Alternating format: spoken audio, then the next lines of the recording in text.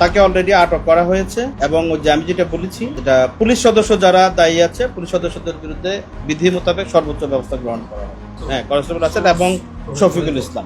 জাতীয় দলের ক্রিকেটার নাইম হাসানকে ডিবি পরিচয়ে মারধর ও হেনস্থার ঘটনায় ক্ষোভে ফুঁসছে দেশবাসী। ইতোমধ্যে 3 পুলিশ কর্মকর্তাকে প্রত্যাহার করা হয়েছে। জীবন অবাক না করলে কে করবে? 28% মিল্ক ফ্যাটের অবাক করার সাথে ফ্রেশ মিল্ক পাউডার। জীবন অবাক করুক প্রতিদিন। ডিপিএল শেষে চট্টগ্রাম বিমানবন্দর থেকে সিএনজি যোগে বাসায় ফেরার পথে খুলশী থানা পুলিশের নির্মম নির্যাতনের শিকার হয়েছেন জাতীয় দলের স্পিনার নাইম হাসান। শুক্রবার রাতে টোল প্লাজা এলাকায় চোরাচালানের কথিত তথ্যের ভিত্তিতে ডিবি পরিচয়ে তার গাড়ি থামানো হয়। পরিচয় দেওয়ার পরও এসআই শফিক ও এক সোর্স নাইমকে ধাক্কা দিয়ে আটকে রাখে এবং লাঠি পাইপ দিয়ে নির্মমভাবে পেটায়। নাইম জানান, এসআই শফিক তার গলা চেপে ধরে তাকে আসামি বলে ডাকে এবং চুপ থাকতে বলেন।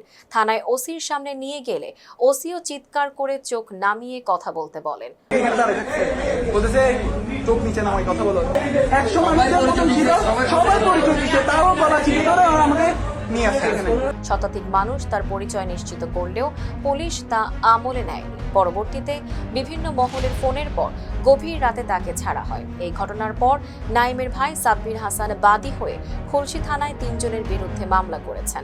সিএমপির উত্তর বিভাগের ডিসি আমিরুল ইসলাম জানান, এসআই শফিক সহ 3 পুলিশ সদস্যকে ইতোমধ্যে প্রত্যাহার করে পুলিশ লাইনে সংযুক্ত করা হয়েছে।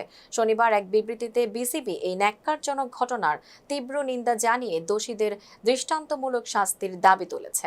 বিসিবি পরিচালক সিরাজউদ্দিন আলমগীর সহ দেশের ক্রীড়াঙ্গন ও সাধারণ মানুষ অপরাধী পুলিশদের চূড়ান্ত শাস্তির দাবিতে সোচ্চার হয়েছেন। Tanjiba Nowrin, face the people.